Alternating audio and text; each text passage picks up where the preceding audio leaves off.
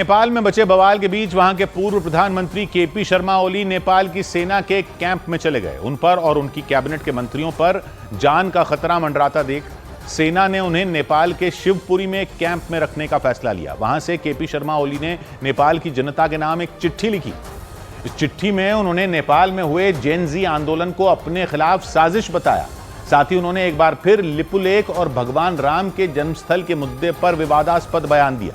इससे पहले भी वो ये दावा कर चुके हैं कि भगवान राम का जन्म अयोध्या नहीं बल्कि नेपाल में हुआ था। जब उन्होंने दोबारा यही दावा किया तो अयोध्या समेत देश के कई इलाकों में संत इस पर भड़क गए।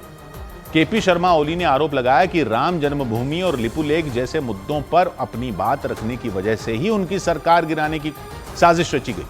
हालांकि केपी शर्मा ओली ने अपनी इस चिट्ठी में किसी व्यक्ति या देश का नाम नहीं लिया।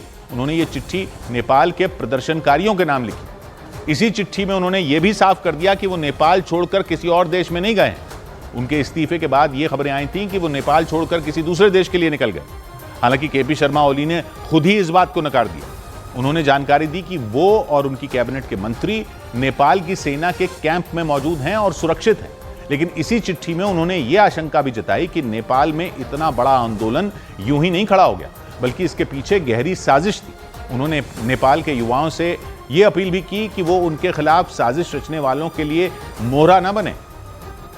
लेकिन जैसे ही उन्होंने ये बात दोहराई कि भगवान राम का जन्म अयोध्या नहीं बल्कि नेपाल में हुआ था, कई संत इस पर भड़क गए। हनुमानगढ़ी के संत देवेशाचार्य ने तो केपी शर्मा ओली को कायर तक कह दिया। अगर ऐसा था तो उनको प्रमाण प्रस्तुत करना चाहिए था।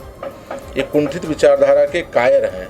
ये बवाल इसलिए मचा क्योंकि नेपाल के पीएम के पद से इस्तीफा देने के बाद केपी शर्मा ओली ने इस आंदोलन को अपने खिलाफ साजिश बताया। उन्होंने दावा किया कि उनकी सरकार ने लिपुलेख समेत कई हिस्सों पर नेपाल का हक जताया था। इसके अलावा ये दावा भी किया था कि भगवान राम का जन्म अयोध्या नहीं बल्कि नेपाल में हुआ था। उनके मुताबिक जिन लोगों को इससे परेशानी थी, उन्होंने नेपाल के युवाओं को मोहरों की तरह इस्तेमाल कर उनकी सरकार गिरवा दी।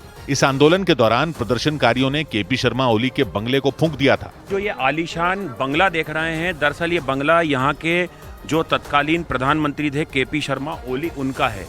इससे आप अंदाजा लगा सकते हैं कि जो नेपाल के लोगों का गुस्सा था वो किस तरह था। नेपाल में प्रदर्शनकारियों के गुस्से की आग में केपी शर्मा ओली का घर पूरी तरह बर्बाद हो गया। हालांकि उन्होंने जानकारी दी कि वो पूरी तरह सुरक्षित हैं। उन्होंने चिट्ठी लिखकर ये दावा किया कि उन्हें और उनके कैबिनेट के मंत्रियों को सेना के कैंप में रखा गया है ताकि वो सुरक्षित रहें।